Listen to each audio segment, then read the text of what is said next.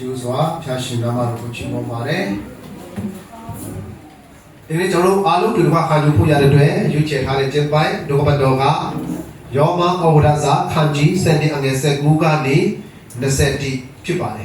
阿鲁对话拍这样，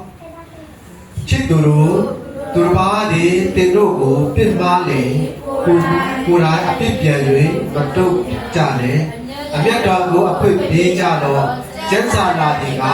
哪里阿变的呀，我是办的。အဖြစ်နဲ့အလျောက်ငါဆက်ပြေးနေဖို့ထောက်ရဖျားမိတော်မူ၏ထို့ကြောင့်ဒီနေ့ဓာတုသည်မွတ်သိမ့်လေလှုပ်ကြွတော့ရင်ကလေတောက်စရာဖို့ပြီးတော့ထိုသို့ပြုတ်လေသူ၏ကောင်းပေါ်၌မိခဲကိုပုံထားလိမ့်အစိုးအဖြစ်အစိုးရှုံးမခနဲ့ကောင်းအဖြစ်အစိုးကိုနိုင်တော့အခန်းငယ်21မှာအစိုးအဖြစ်အရှုံးမခံပဲနဲ့အကောင်းအဖြစ်အစိုးကိုနိုင်ရမှာဖြစ်ပါတယ်ဆိုတော့အပေါ်မှာရှင်းပြတယ်သူများကိုလက်တော့မပြင်ကြတယ်ဒါကလက်တော့ပြင်ခြင်းကပါလေအစိုးပြေအကောင်းကိုနိုင်ခြင်းဖြစ်တယ်ဟုတ်တယ်နော်ဆိုတော့လက်တော့ပြင်ခြင်းနေဘယ်သူရဲ့တာဝန်လဲဘုရားရဲ့တာဝန်ဖြစ်ပါတယ်ဆိုတော့ဘုရားခင်ကအပြစ်နဲ့အလျောက်ဆက်ပြီးမှဖြစ်ပါတယ်အဲ့အတွက်ကြောင့်ယာသူတွေမသိတဲ့ခါမှာစားဖို့ရတဲ့ကျွန်တော်ပြရမှာဖြစ်တယ်ရင်ကတဲ့ခါမှာတော့ကျွန်တော်တို့ပြရမှာဖြစ်တယ်လို့ရှိတော့အဲ့လိုမျိုးကျွန်တော်လုပ်တဲ့အခါမှာသူတို့ရဲ့ကောင်းပေါ်မှာမိခဲပုံထားတကယ်လို့ဖြစ်လိမ့်မယ်ဖရာသခင်ကသူတို့ပေါ်မှာစေရင်လိမ့်မယ်အဲ့ဒီအတွက်ကြောင့်ဘာလို့ရမလဲ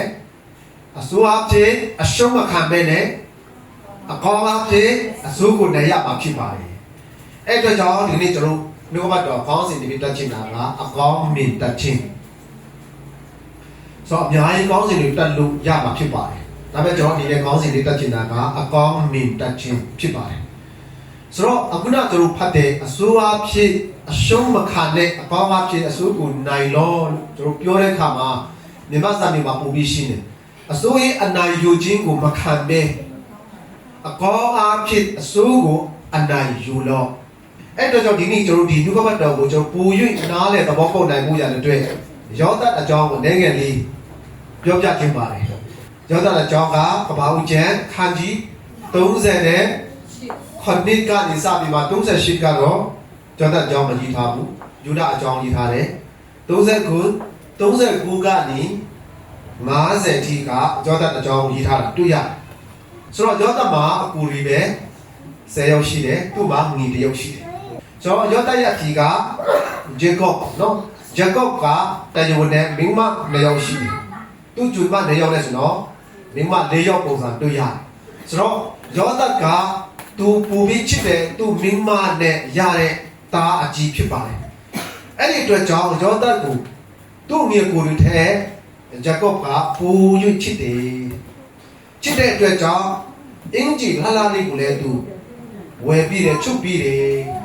သူ့အကူတွေသူ့ကြောင်းတဲ့နေရာမှာဘာတွေဖြစ်လဲဘာတွေလုပ်လဲဆိုတဲ့အကြောင်းကိုလည်းစုံစမ်းခိုင်းပြီးမှသူ့အကူတွေရဲ့မကောင်းကြောင်းကိုလည်းသူ့အဖေစီမှာတိုင်ပြောလေးရှိတယ်အဲ့ဒီအတွက်ကြောင့်သူ့အကူတွေကယောသတ်ကိုတော်ကိုမုန်းခဲ့တနေ့တော့အိမ်မက်ယူမာယူမက်မြင်ခဲ့တယ်အိမ်မက်ယူမာယူဘယ်တစ်ခါပဲတာလဲနှစ်ခါမက်မြင်ခဲ့အဲ့ဒီအိမ်မက်ကတနေ့နေ့ကျရင်သူဒီရှင်မရင်ဖြစ်လာလိမ့်မယ်ဆိုတဲ့အကြောင်းနဲ့ပတ်သက်တဲ့အိမ်မက်ယူမာယူဖြစ်ပါတယ်အဲ့ဒီအကြောင်းကိုသူ့အဖေကစားလေသူ့ငေကိုသူ့အကူတွေကလုံးဝလက်မခံနိုင်ဘူးဖြစ်နေတယ်အဲ့ဒီအတွက်ကြောင့်သူ့ကိုပူ၍သူ့အကူတွေကမုန်းခဲ့တာဖြစ်ပါတယ်ဒီနေ့တော့သူ့အဖေကသူ့အကူတွေသူ့ကြောင်းနေတဲ့နေရာတော့ကိုသွားပြီးမှသူ့အကူတွေဘာလို့ဘလို့ဖြစ်လဲဆိုတဲ့အကြောင်းကိုသွားပြီးမှလေ့လာခိုင်းတယ်အဲ့ဒါသူ့အကူစီသွားကိုရလွတ်ပြီးမှအဝေးကနေပဲသူ့အကူတွေကယောသတ်ကိုတွေ့တဲ့ခါမှာကြည့်ကြပါခုမှအင်မက်ဆီယာလာပြီတော်တော်ကိုမုန်းကြတာနော်အဲ့ဒါဘလို့နဲ့ဆွေးနွေးကြလဲဆိုလို့ရှင်တော့ငါတို့သူ့ကိုတတ်တယ်ကျူတင်ဒီမှာဆွေးနွေးထားတယ်ဒါမဲ့သူတို့ရဲ့အငီကိုအကျေဆုံးပေါ့နော်အကျေဆုံးဘယ်လိုလဲရူဘီကငါတို့ကိုတွေးသားခြင်းပဲတတ်တာမကောင်းဘူးအဲ့တော့ကြောင့်ကိုမတွင်းရှိတယ်တွင်းထဲမှာငါတို့ချပြမယ်ဆိုရင်မှအကျင့်ပြုတ်လိုက်တယ်သူကအဓိကတော့သူငီရီမတိတဲ့ချိန်မှာကဲထုတ်ပြီးမှသူ့အဖစီကိုပြန်ပို့ဖို့ရတဲ့သူ့မှာရည်ရွယ်ထားတာဖြစ်ပါတယ်အဲ့ဒါရောတရောက်လာတဲ့အခါမှာကျတော့အင်ဂျီကိုလည်းချွတ်ပြမှာမလုပ်လဲဆိုလို့ရှိရင်တော့တွင်းထဲမှာချတယ် အဲ့ဒါသူတို့ထမင်းစားတဲ့အချိန်မှာကုန်တဲ့သမားတွေလာတယ်ဘယ်ကကုန်တဲ့သမားတွေလဲဆိုလို့ရှိရင်တော့မင်းဒီကုန်တဲ့သမားတွေအစ္စမေလအမျိုးနွယ်များဖြစ်ပါတယ်ယူဒဆိုတဲ့လူတယောက်ကဘယ်လိုပြောလဲဆိုတော့ကြည့်ပါဦးငါတို့သူကငါတို့ငေဖြစ်ပါတယ်ဒီလိုနဲ့ရင်ကအစာငတ်ပြမှာတင်မဲ့အစာငါတို့ငေကိုတတ်မဲ့အစာဟိုမှာကုန်တဲ့သမားတွေရှိတယ်သူတို့စီမှာငါတို့ရောင်းလိုက်ရအောင်ရောင်းလို့ရှိတော့ပိုက်စားလေးရမှာဖြစ်တယ်ဆိုပြီးမှသူ့ငေကိုတွေကိုတိုင်ပင်ပြီးမှပြောတဲ့အခါမှာကျတော့သူတို့လည်းသဘောတူပြီးယောသကိုရောင်းလိုက်တယ်ဘယ်လောက်နဲ့ရောင်းလာလဲဆိုလို့ရှိရင်တော့ငွေရချက်20နဲ့ရောင်းလိုက်အဲ့ဒီရောင်းတဲ့အကြောင်းကိုဘယ်သူမှမသိတာလဲသူ့အကိုကျေးဇူးကမသိလိုက်ရသူကတခြားတနေရာမှာရှိတဲ့ချိန်ဖြစ်ပုံရတယ်အဲ့ဒါသူ့ငီယောသကိုကြည့်တဲ့အခါမှာကျတော့ရူဘင်ကကြည့်တဲ့အခါမှာသူ့ငီကိုမတွေ့တဲ့အခါမှာကျတော့သူ့ငီကိုရီစီကိုတွားပြီးမှငါတို့ငီယောသပေရောက်သွားတယ်မင်းတို့တတ်ပြလိုက်တာလားလို့မြင်တဲ့အခါမှာကျတော့ငါတို့ရောင်းစားပြလိုက်ပြီဟာကွာမင်းတို့ကွာလူရက်လိုက်ပြီငါတို့အပကိုဘယ်လိုလဲပြောလိုက်ရတော့မှလေပြောတဲ့အခါမှာကြပါအေးစီပါစိတ်တကောင်ကိုတတ်ပြီးမှအသွေးကိုသူ့အင်ဂျီပေါ်မှာဝါပြီးမှဒါရဲတွေကကိုက်စားပြလိုက်ပြီချင်းတိဝက်ဝက်ကကိုက်စားပြလိုက်ပြီဆိုပြီးအဖစီမှာပြောလိုက်တယ်ဆိုပြီးမှသူ့မိကိုတွေကပြောလိုက်အဲ့ဒါယောသက်ကဘယ်ရောက်သွားလဲဆိုရှင်တော့ကုန်တယ်သမားတွေအစ္စမေလအမျိုးတွေကအီဂျစ်ပြည်မှာရောင်းစားလိုက်တယ်ဆိုတော့ဘယ်လောက်လဲရောင်းလာလဲ20ပဲကလည်းသူတို့20နဲ့ဝယ်လာတယ်အနည်းဆုံး25တော့ရှိပါတော့ကျွန်တော်လည်းမသိဘူးเนาะအမြင့်တော့ယုံပါလေသူတို့ကအဲ့ဒါကျွန်တော်သိကြမသိဘူးဘယ်သူစီမှာရောင်းစားလိုက်တာလဲပေါ်တီဖာသူစီမှာရောင်းလိုက်ဒီကပောင်ချက်ခန်းကြီး39ကြည့်တဲ့ခါမှာယောသတ်ပေါ်တီဖာအိမ်မှာရောက်တဲ့အကြောင်းတွေတွေ့ရတယ်အဲ့ဒီခန်းကြီး39မှာဖျားသခင်ဒီယောသတ်နဲ့အတူရှိဆိုပြီးမှလေးကျင်တိုက်ဖော်ပြခြင်းတွေ့ရတယ်ပထမကတော့အငယ်2နဲ့3ကိုကျွန်တော်ဖတ်တဲ့အခါမှာဘုရားခင်ဒီသူနဲ့သူရှိတဲ့အတွက်ကြောင့်သူပြုတ်လေသမျှတိုင်းအောင်မြင်တယ်။ Spotify ရဲ့မိသားစုလည်းအပြင်ထွက်တဲ့အခါမှာတော့အင်ဒုအပြင်မှာတော့အောင်မြင်မှုရရှိတယ်။အဲ့ဒီကြောင့်ကို Spotify ကတည်တဲ့အခါမှာယောသတ်ကိုအမှုကိစ္စအလုံးစုံအပ်လာလိုက်ဘာမှကြည့်စရာလက်ကြည့်စရာမလိုအောင်ယောသတ်ကလှုပ်ဆောင်တယ်အဲ့ဒါဘုရားခင်ကလည်းကောင်းကြီးပြီးတယ်ဒါပေမဲ့လည်းကောင်းကြီးခံစားတယ်ကျွန်းဖြစ်နေမဲ့လည်းအမှုအားလုံးဒါမှမဟုတ်ကျွန်းတွေအားလုံးရဲ့အထက်မှာအုပ်စိုးတဲ့သူအဲ့ဒီຢာတို့ရတဲ့ခါမှာသူကဘာကြုံရလဲဆိုရှင်တော့ဘာကြုံရလဲ Spotify ရဲ့မင်းမကအငယ်30ကိုကျွန်တော်ဖတ်တဲ့ခါမှာတွေ့ရတယ်သူ့ကိုနေ့တိုင်းမျိုးဆွဲတယ်ဘာလို့ပို့လဲသူနဲ့တူအိတ်ဘူး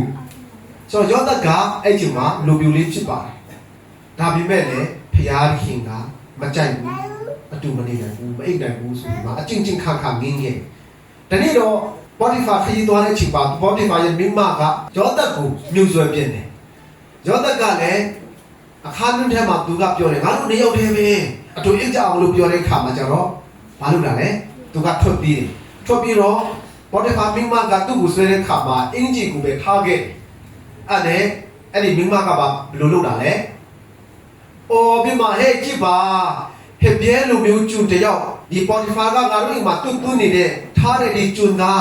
ငါ့ကိုအတူအိပ်ဖို့ရတဲ့အတွက်ငါအခန်းထဲမှာငါ့ကိုလှုပ်ရှက်နေတာဖြစ်တယ်ဆိုမှအတကူအော်မအတန်ဂျင်းနဲ့ online ဆိုလူကြီးကြောက်ပေါ့သူအင်ဂျီကိုလည်းကြိုက်ထားမှာကြည့်ပါဒီအင်ဂျီသူအင်ဂျီဒီဟာဖြစ်တယ်အဲ့ဒီမိမကအဲ့အင်ဂျီကိုသူ့ယောက်ျားရောက်တဲ့အထိတင်ထားတယ်သူ့ယောက်ျားရောက်တဲ့ခါမှာကြည့်ပါမင်းအရန်အောင်ကူရတဲ့ယောသတ်လို့ခေါ်တဲ့ဖြစ်ပြဲကျွတ်ကငါနဲ့တူအိတ်ကိုရတဲ့ငါခန်းထဲလာပြီးမှနောက်ဆုံးတော့ငါအော်ဟစ်တဲ့ခါမှာကျတော့သူကထွက်ပြေးသွားတယ်ကြည့်ပါဦးသူအင်ဂျီတော့မထားခဲ့တယ်ဆိုမှပြောလိုက်အဲ့ဘော်ဒီဘာကလည်းဘာလို့လာလဲအရန်ဒေါသထွက်ပြေးမှယောသတ်ကိုဘာလို့လဲထောင်ထဲမှာချတယ်ထောင်ထဲရောက်တဲ့ခါမှာဖျားခင်နေပါလေ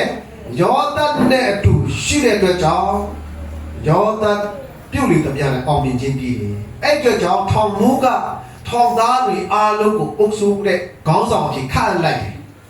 အငယ်20ကျော်ဖတ်တဲ့ခါမှာဖျားခင်ယောသတ်နဲ့အတူရှိတယ်အငယ်23ဖတ်တဲ့ခါမှာလည်းဖျားခင်ဒီယောသတ်နဲ့အတူရှိတဲ့အတွက်ကြောင့်ထောင်ထဲမှာနေပြီးမဲ့လည်းဖျားကသူ့ကိုကောင်းကြီးပြီးတယ်သူ့အားဖြင့်လည်းထောင်ထဲမှာနေတဲ့သူကိုကောင်းကြီးပြီးတယ် ဆိုတော့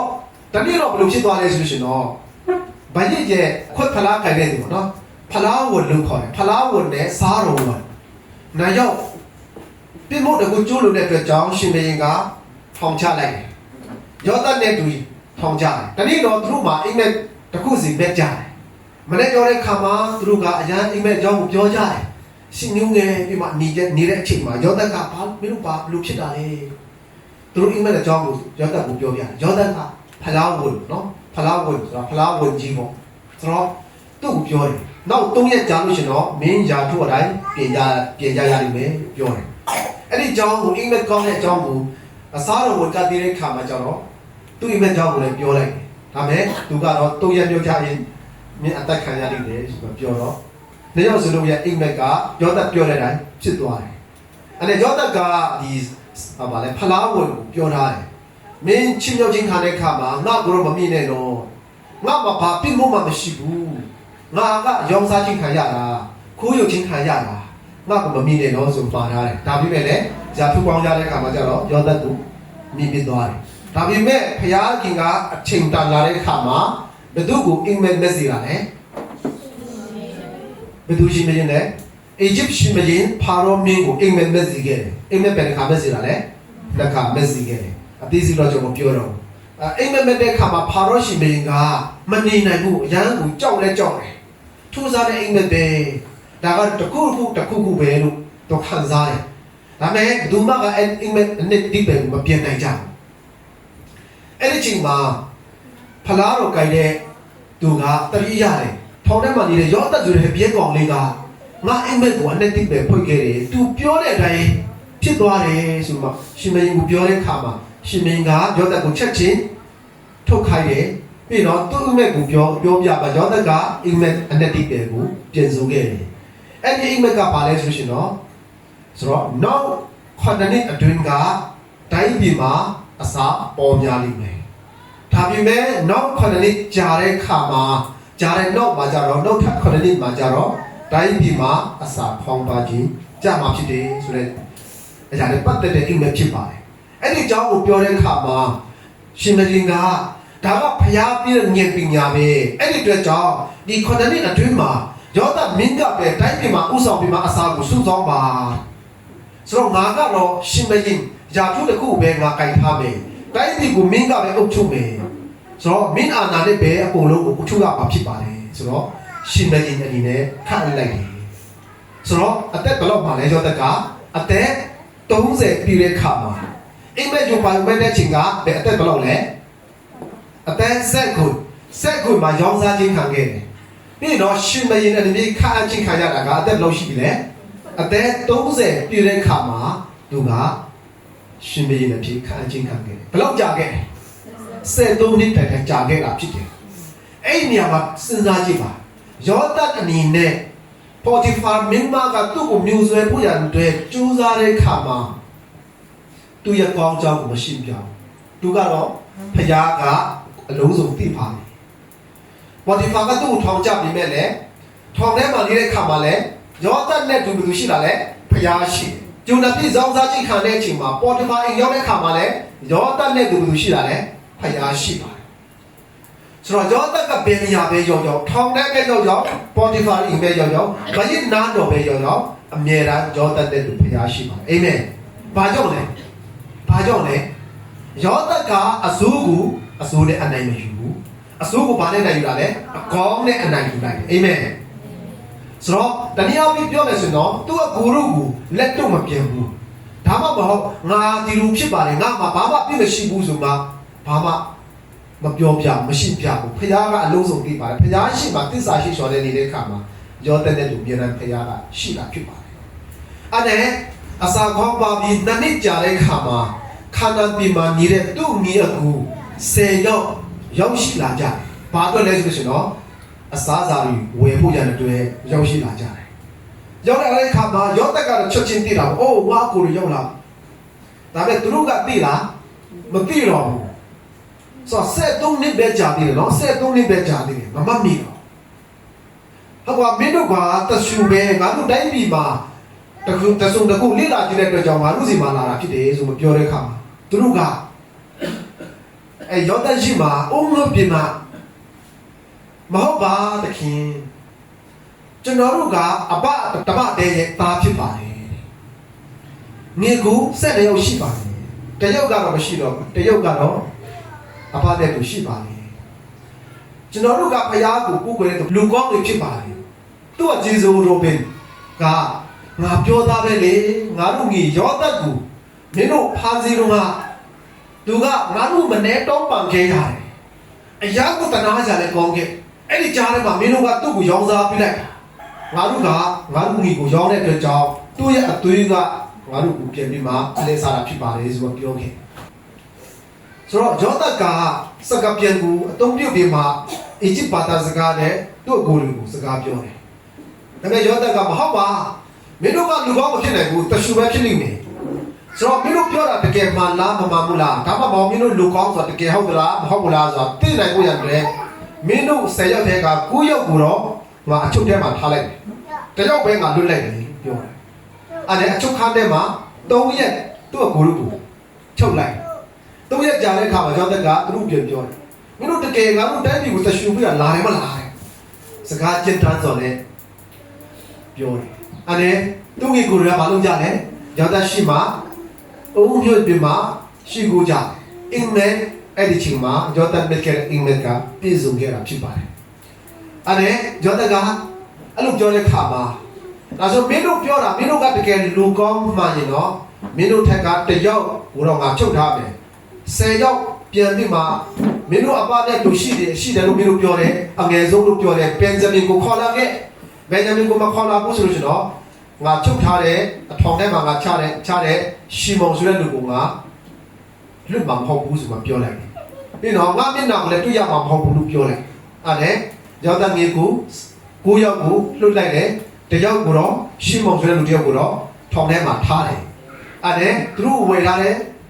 ဘာလဲအစားအစာတွေကိုလည်းအိတ်ထဲမှာထည့်ပြီးမှသူတို့ပိုက်ဆံအားလုံးကိုလည်းဘာလဲအိတ်ထဲမှာပြင်ထားပြီးတယ်အဲ့ဒါယောသကသူ့အကိုတွေကိုခါရတီတို့ပြန်လွတ်လိုက်တယ်ဆိုတော့စကားတကူရောက်တဲ့ခါမှာသူတို့အိတ်ကိုလိုက်တဲ့ခါမှာကျတော့သူတို့အစားအစာတွေဝယ်တယ်ပိုက်ဆံတွေကိုသူတို့ရဲ့ပြေးထားတဲ့ပိုက်ဆံတိုင်းပြန်တွေ့ရတယ်ပြန်တွေ့ရတဲ့ခါအရန်ကိုအော်ကြဘလို့ဖြစ်တာလဲငါတို့ပိုက်ဆံဒီမှာရောက်နေတယ်အဲ့ဒါသူတို့ကတကယ်လူကောင်း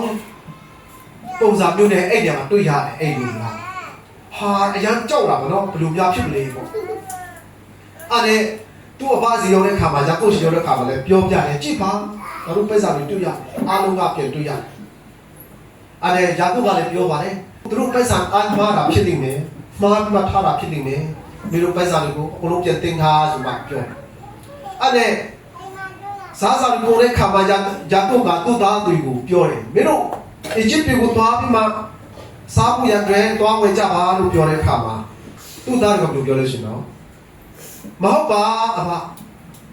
အခုဘင်ဂျမင်ကိုမခေါ်လာဘူးဆိုလို့ရှိရင်တော့ကျွန်တော်တို့ဘလို့မှအဲ့ဒီဘယင်ရဲ့မျက်နှာကိုတွေ့ရမှာမဟုတ်တော့ဘူးဘင်ဂျမင်ကိုခေါ်မှဖြစ်မယ်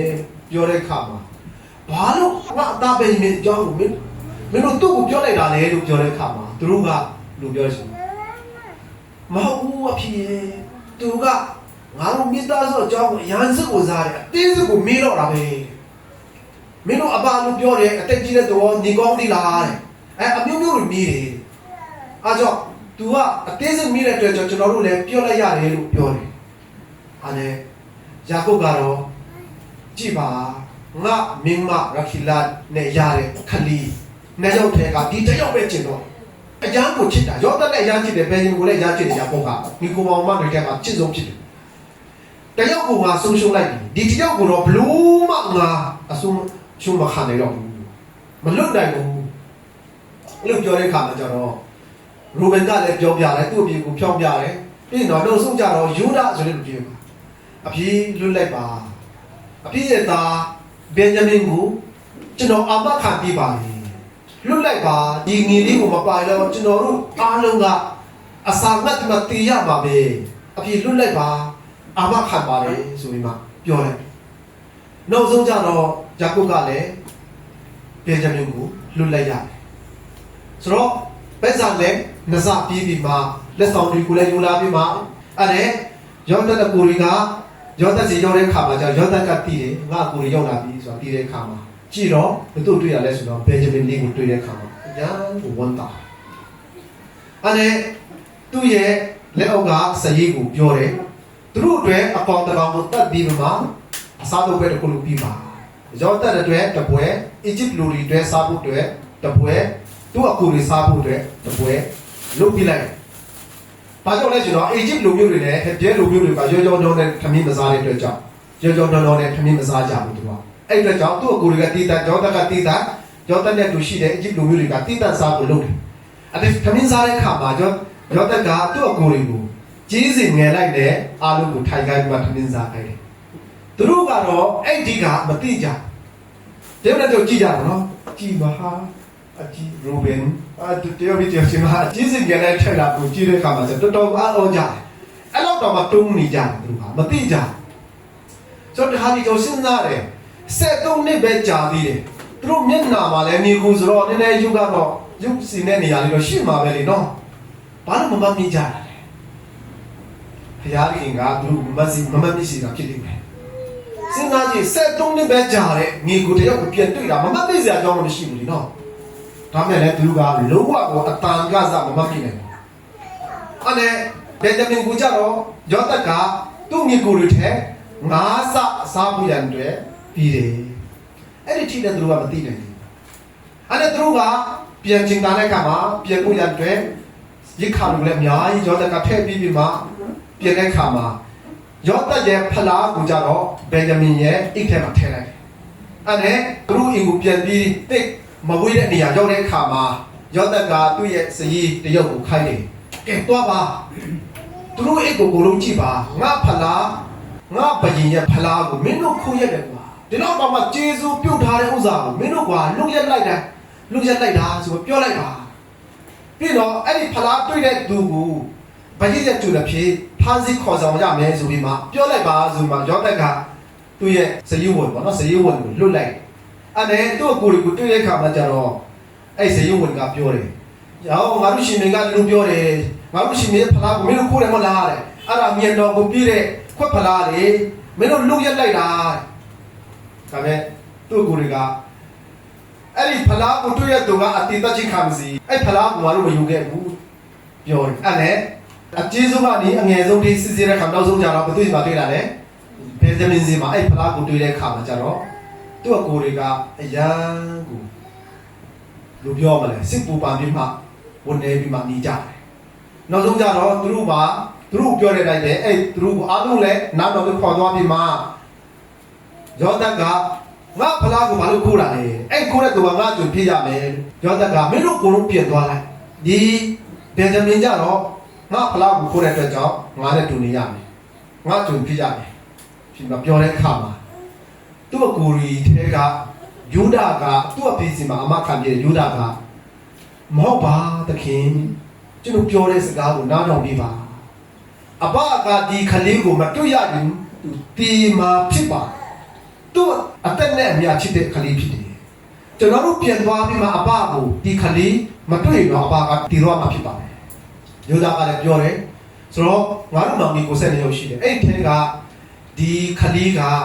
အဘကအရန်ကိုချစ်တယ်သူ့မြမရခီလာနဲ့ရတဲ့ကလေးဖြစ်တယ်တရုတ်ကတော့မရှိတော့ဘူးလေဒီတရုတ်ပဲရှိတယ်အရန်ကိုချစ်သူ့အသက်နဲ့အများချစ်တာဖြစ်တယ်ငါတို့နဲ့တူသွားဖို့ပြုပါမလဲတောင်းပန်ပြီးမှနောက်ဆုံးကျရောသက်ကမခံနိုင်တော့သူ့အကိုကြီးရှစ်မှာပဲငိုချပြတယ်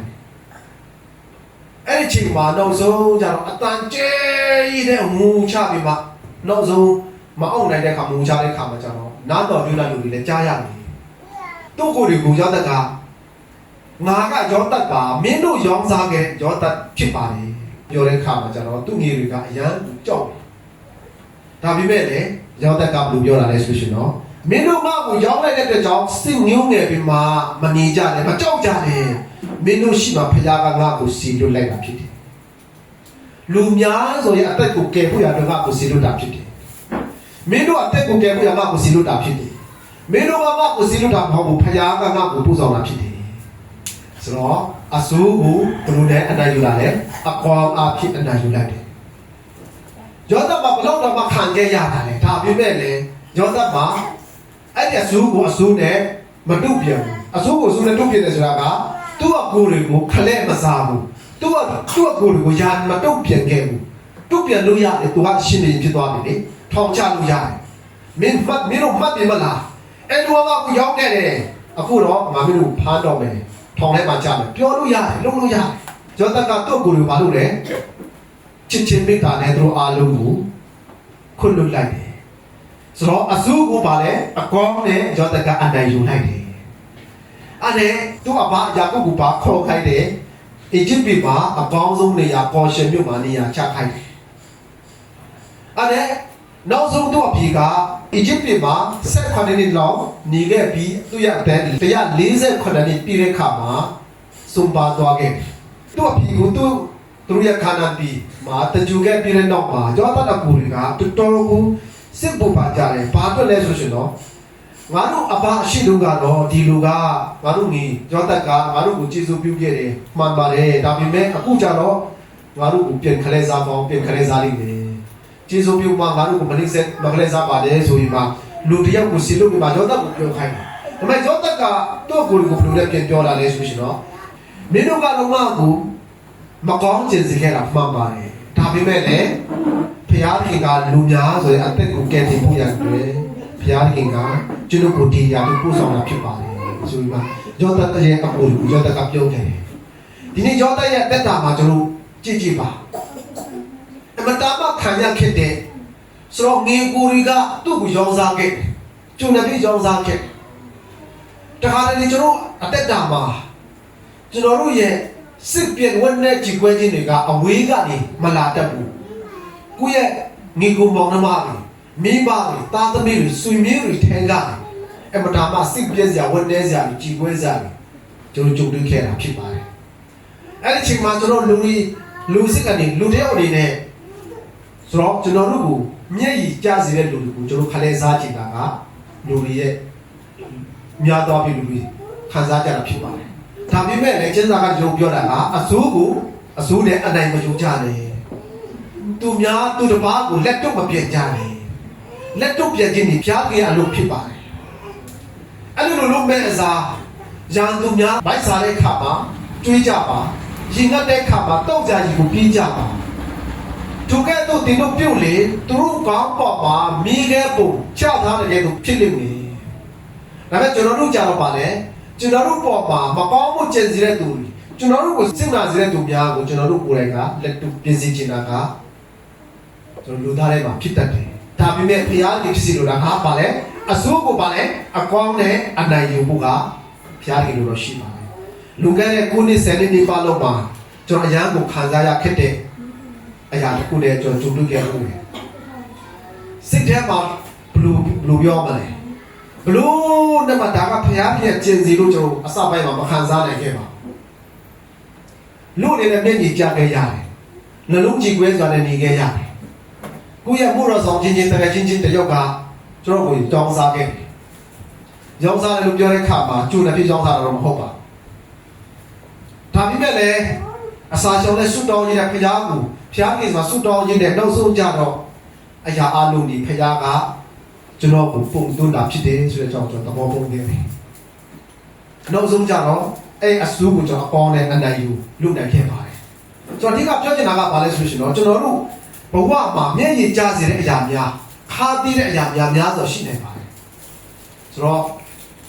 လူငယ်တဲ့လာတော့ကအမေရိကန်နိုင်ငံမှာဖြစ်ပျက်နေတဲ့အရာအားလုံးကသိကြပါတယ်ချာလီခတ်ဆိုတဲ့အသက်33နှစ်အရွယ်လေးတော်တော်လေး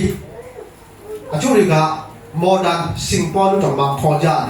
ဖျားကြီးတော်တော်လေးတုံ့ပြန်တဲ့ချာလီခတ်ကိုဘယ်သူကပြခတ်တာလဲဆိုတော့လူငယ်လေးတစ်ယောက်ကပြခတ်လိုက်တို့မှာမင်းမနဲ့ခလေးတယောက်ထားခဲ့ရတယ်ဒါမဲ့အန်ကခတ်ဆိုတဲ့သူမင်းမကသူ့ရဲ့ယောက်ျားချာလီခတ်အော်မီဘော်ယာဌာနစစ်စင်လုံတဲ့အခါမှာဒေါ်လာချောင်းလူကစားလူတကယ်လူကြီးတွေနိုင်ငံတော်ခေါင်းဆောင်များလည်းညောင်များစွာပါပြီးမှလူများစွာဘောလုံးကွင်းမှာကျင်းပပြုလုပ်တဲ့အခါမှာသူ့မိမအန်ကာခတ်ကဘာပြောခဲ့တာလဲဆိုတော့တခင်ယေရှုကလေဝါကရိုက်ပေါ်မှာကားစင်ပေါ်မှာသူ့ကိုရိုက်တတ်တဲ့လူတွေကို ဖျားသခင်ဖခရဲတော်စီမှာကိုရောဤလူတွေကသူတို့ဘာလုတ်ခဲ့တယ်လဲဆိုတာမသိတဲ့အတွက်ကြောင့်သူတို့အပိကိုခွင့်ပြုပါထိုနည်းတူပဲဒီလူနဲ့ဒီလူတယောက်ကဘာလုတ်တယ်လဲဆိုတာသူမသိတဲ့အတွက်ကြောင့်သူ့ကိုခွင့်လွှတ်လိုက်ပါလေဆိုတော့သူပြောတယ်လူတွေထင်တာကတော့အဲ့ဒီအခါတက်ကသူ့ယောက်ျားကိုပြစ်တတ်တဲ့ကောင်လေးကိုခလဲစားပြီးမှဒါမှမဟုတ်တေးလာပြီးဖို့တောင်းဆိုမှလားတခုခုလုပ်ဖို့ရလူတွေကမျိုးမျိုးတွေထင်ကြနေမယ်ဒါပေမဲ့လည်းဖခင်ရဲ့နာမကိုထောက်ပြီးမှအဲ့ဒီအဆိုးကိုဗာနဲ့အနိုင်ယူလာလဲအကောင်းနဲ့အနိုင်ယူလိုက်တယ်အဲ့ဒီအရာအပြလူမျိုးများစွာပြောင်းလဲခြင်းလုပ်ကြတာဖြစ်ပါတယ်ဒီကနေ့ယုံကြည်သူကျွန်တော်ဒီကူမောင်နှမများအားလုံးကိုလာပြချင်ပါတယ်ကျွန်တော်ဘဝမှာမင်းတလဲနေ့တလဲရှိတဲ့ခြင်းရှိပါတယ်စစ်ပြဝတ်တဲ့ကြီးွယ်တဲ့ခြင်းရှိတတ်ပါတယ်ဆိုတော့အရာအားလုံးကိုအစိုးမြင်နဲ့မမြင်ပဲနဲ့အရာအားလုံးကိုပါလဲအကောင်းနဲ့မြင်တတ်ဖို့ရည်ကြည်ပါတယ်အာမင်လူတစ်ယောက်ဒီကျွန်တော်တို့အစိုးနဲ့မြင်စရာအများကြီးရှိပါတယ်ဥပမာကျွန်တော်ပြောမယ်ဆိုတော့မိသားတာလို့ပြောတာလဲသူ့မှာစုပ်ွက်တွေအများကြီးကိုပြောကြရှိနေတယ်ဆိုတော့ကောင်းကွက်တွေအများကြီးရှိနေတယ်လေဟောမိသားတာလို့လူတစ်ယောက်ပြောတာလဲသူကဟောဖြစ်တယ်သူကအဲ့လိုဖြစ်တတ်တယ်ပြောတတ်တဲ့သူရှိပါတယ်ဒါပေမဲ့တချို့တွေကမိသားစုလို့ပြောတာသူကတော်တော်လေးအဲ့လိုဖြစ်တယ်ကောင်းတယ်နော်အဲ့ဒါကောင်းတယ်နော်ဒါပေမဲ့လူတယောက်အကြောင်းကိုပဲပြောတာနော်ဘယ်နှမျိုးနဲ့ပြောလို့ရလဲနှမျိုးနဲ့ပြောလို့ဖြစ်တယ်သူများကိုလည်းမကောင်းတာနဲ့ပဲမမြင်နဲ့အစိုးရနဲ့မမြင်နဲ့ကိုလည်းအစိုးရနဲ့မမြင်နဲ့အာမင်ဆိုတော့ဘုရားရဲ့လူတော်ကပါလဲအရာအားလုံးကိုအကောင်းနဲ့မြင်တတ်ဖို့အရေးကြီးပါတယ်ကိုပေါ်မှာကြာရောက်တဲ့အရာအားလုံးကိုကျွန်တော်ဘယ်လိုနဲ့မြင်တတ်ရမှာလဲအကောင်းနဲ့မြင်တတ်ဖို့ကအရေးကြီးပါတယ်အာမင်ဒါကကျွန်တော်တို့ကိုကောင်းကြီးဖြစ်စေတယ်ယောသတ်ကိုကောင်းကြီးဖြစ်စေတဲ့အရာကသူ့အကိုတွေပေါ်မှာအကောင်းမြင်တတ်ခြင်းဖြစ်ပါတယ်ပေါ်တီဖာပေါ်မှာအကောင်းမြင်တတ်ခြင်းဖြစ်ပါတယ်ထောင်ထဲမှာပဲရောက်သူအရာအားလုံးအကောင်းနဲ့မြင်တတ်တဲ့အခါမှာသူနဲ့သူဘယ်သူရှိတာလဲဖျားရှိတာဖြစ်ပါတယ်အမြဲတမ်းငီးတွားပြီးမှနေတဲ့သူပေါ်မှာအဲ့ငီးတွားတဲ့သူစီမှာဖျားကအတူမရှိတယ်အရန်ကြောက်တယ်ငီးတွားတဲ့အတန်ဖျားကမကြားနိုင်ဘူးအဲ့ဒါကြောင့်အရာအားလုံးအကောင်းနဲ့မြင်တတ်ဖို့ကအရေးကြီးပါတယ်အာမင်အဲ့ဒါကြောင့်အစိုးအဖြစ်အရှုံးမခံနဲ့အကောင်းအဖြစ်အစိုးကိုအနိုင်ယူရမှာဖြစ်ပါတယ်အာမင်လုပ်လိုက်ကြမလားယုံကြည်သူများကျွန်တော်ကြိုးစားကြတခါဒီကြိုးစားပြီးတော့လုပ်ရမယ့်ခြင်းရှိပါတယ်ဆိုတော့ဝန်ခံတယ်ကျွန်တော်တို့ကဘုရားကိသားသမီးများဖြစ်တယ်ဘုရားကကျွန်တော်တို့အတွက်ထားပြီးတဲ့ကောင်းခြင်းမင်္ဂလာများစွာရှိပါတယ်ယောသက်ကသူ့ကိုယ်ကိုဘယ်လိုနဲ့မြင်လဲသူ့ကိုတတ်ဖို့ကြောင်းစားခဲ့တဲ့သူ့ကိုယ်ကိုဘယ်လိုနဲ့မြင်လဲအကောင်းနဲ့မြင်တယ်နော်ယောသက်ကသူ့ကိုယ်ကိုပြင်တဲ့အခါမှာစကားတစ်ခုလေးမှာခဲ့မင်းတို့လမ်းခရီးမှာကြာမဖြစ်ကြနဲ့လို့သူ့ကိုယ်လေးသာဖြစ်တတ်တယ်ယောသက်ကသူ့ကိုကြောင်းလေးတီးကောင်းတီးဆိုတော့ဒါပေမဲ့ယောသက်ကအရာအားလုံးဒီအကောင်းနဲ့ပဲမြင်တယ်အကောင်းနဲ့ပဲဖြစ်ရှင်းပြီးတယ်မင်းတို့ကငါ့ကိုကြောင်းစားလို့ငါဒီနေရာရောက်တာမဟုတ်ပါဘူးဖခင်ကမင်းတို့ရှိမှငါ့ကိုဆင်လွတ်လိုက်တာဖြစ်ပါတယ်အာမင်ဆိုတော့သူ့အကူမကောင်းတဲ့အကြောင်းကိုတစ်ခုမှမပြောတော့ဘူးဒါပေမဲ့ကျွန်တော်တို့ကြတော့ပါလေပြောင်းပြန်ပြီးဖြစ်တတ်တယ်လူတွေမကောင်းကြောင်းပြောတာကတော့မလေးအာရနဲ့ကျွန်တော်ပြောနေတာကအများကြီးတော့မပြောပြမယ်တော့အဲ့မကုန်သေးလို့ဟုတ်တယ်မလားဒါပေမဲ့သူများကောင်းကြောင်းကိုကျွန်တော်မိသားစုမှာကောင်းပြားကောင်းပြကြောင်းဝန်ခံမှုကြတော့မသိဘူးတတိကံကြမရှိဘူးပြောစရာမရှိဘူးဟုတ်တယ်မလားဆိုတော့မကောင်းတဲ့အကြောင်းကိုပြောမယ်ဆိုရှင်တော့မလေးတန်းစီတင်းနေတော့လေအချက်တိချက်နေချက်တော့ချက်နေအများကြီးပဲပြောစရာမရှိနော်ဒါပေမဲ့ဘုရားရှင်ကောင်းမြတ်ခြင်းအပေါင်းမိနဲ့ပြောတဲ့ဟိုကတော့တို့မှမရှိဘူးဆိုတော့ယောသက်ကတော့အစုကိုဗာလဲအကောင်းနဲ့အနိုင်ယူလိုက်တယ်ဟုတ်တယ်မလားအဲ့ဒါကြောင့်ကျွန်တော်အားလုံးလုပ်နိုင်ကြမလားမိသားစုမှာတက်တွေ့လို့ကြည့်မနော်ငင်းသွားတော့သူမဟုတ်ဘဲနဲ့ကျွန်တော်မလုပ်ရမလဲအရာအားလုံးအကောင်းနဲ့မြင်တတ်ဖို့အရေးကြီးပါတယ်ကျွန်တော်တို့သားသမီးတွေမှာအားနည်းချက်ရှိတယ်ကျွန်တော်တို့ယောက်ျားတွေမှာအားနည်းချက်ရှိတယ်မိန်းမတွေမှာအားနည်းချက်ရှိတယ်အဲ့အားနည်းချက်လည်းမျိုးထူးတော်သူမှာတဖြူပါရေးကြီးပါအာမင်သူတို့ရဲ့အားသာချက်ကိုအများအားပြောတတ်ဖို့ကရေးကြီးပါတယ်။အော်ကျွန်တော်တို့သားသမီးတွေကဘုရားရှင်ရဲ့ကောင်းခြင်းမင်္ဂလာဖြစ်တယ်။ဘ ကြီးလာတဲ့အခါမှာပေါင်းကြီးခံစားတော့သူဖြစ်တယ်ဆိုတော့မိသားစုမှာအကျွေးရှိတဲ့အကြောင်းကိုပဲဝန်ခံမှုမဟုတ်ဘူးဖျားခင်ပြုတ်မဲ့အမှုတွေတွေကိုလည်းကျွန်တော်တို့ကောင်းတဲ့အရာတွေဝန်ခံမှုကြီးပါအာမင်ဆိုတော့ဟောငါတို့သားသမီးတွေကစာမလိုက်နိုင်ဘူးဆယ်တန်းအောင်နိုင်မှာမဟုတ်ဘူးလို့ကျွန်တော်ပြောဖို့မဟုတ်ဘူးဆိုပညာတတ်ဖြစ်ရတယ်ရာထူးကြီးလည်းရတော့သူများဖြစ်မယ်ကျွန်တော်ဝန်ခံရမှာဖြစ်တယ်အာမင်သားသမီးတွေကိုလည်းကျွန်တော်မကောင်းတဲ့အရာနဲ့ဆုံးမဖို့မဟုတ်ပဲနဲ့အမြဲတမ်းအကောင်းမြင်တဲ့မြင်တတ်ခြင်းကအမတမအရေးကြီးပါတယ်အဲ့ဒီကြောင့်ဒီကနေ့ကျွန်တော်တို့အစိုးရဖြစ်ပါလေအရှုံးမခံနဲ့အကောင်းအဖြစ်အစိုးကိုကျွန်တော်တို့ကဘာလို့ရမလဲအနာယူရမှာဖြစ်တယ်အဲ့ဒီကြောင့်ဒီကနေ့ဒုက္ခတော့ကောင်းစဉ်ကပါလေအကောင်းမြင်တတ်ခြင်းဖြစ်ပါတယ်ဆိုတော့ကြောင့်တက်တာအဖြစ်ကျွန်တော်တို့အားလုံးခုလာယူကြတာဖြစ်တယ်အားလုံးအကောင်းမြင်တတ်တော်သူများဖြစ်ဖို့ရတဲ့ဖျားရှင်ကောင်းချီးပေးပါစေ